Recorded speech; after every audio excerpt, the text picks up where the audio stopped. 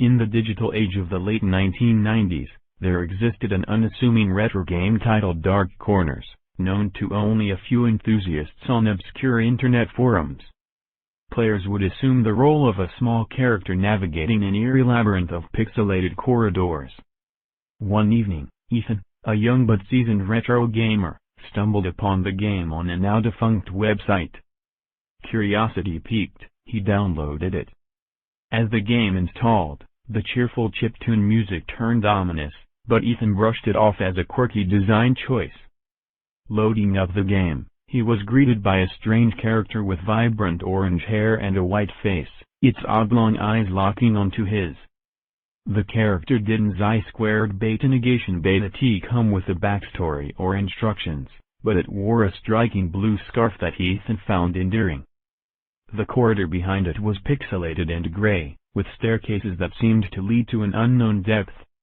Guiding the orange-haired character with hesitant keystrokes, Ethan found the usual gameplay transforming into something unsettling. Odd aspects began to catch his attention, the flickering lights, whispers, and an incessant feeling of being followed. The character would occasionally stop, its eyes seemingly staring out of the screen, making him uncomfortable.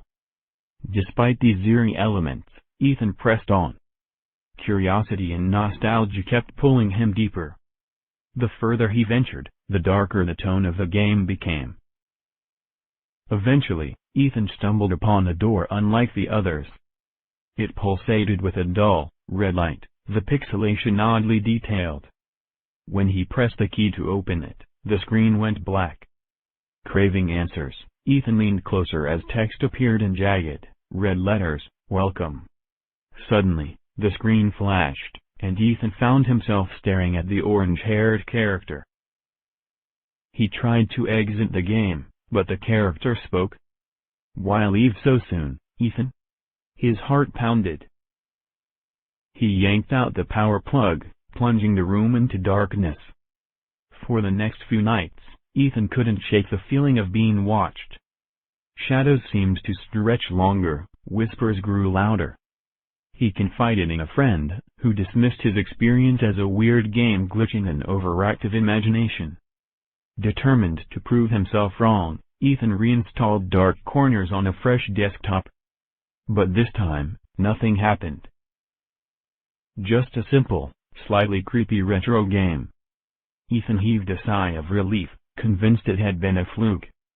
However, each time he shut down his computer, the echo of a soft, mechanical whisper seemed to linger in the air. "See you soon, Ethan." Months passed, and the unnerving memory dulled, swallowed by everyday life. Suffocating paranoia gave way to the mundane trivia of routine. Eventually, Ethan moved out of his apartment, finding solace in a bustling new city far from his unsettling experience. Ethan, now a distant memory away, never crossed paths with the game again. But for those that followed, the dark corridors never seemed to end. And somewhere in those pixels, the orange-haired character waits, eyes empty and hungry for another player to join its labyrinth.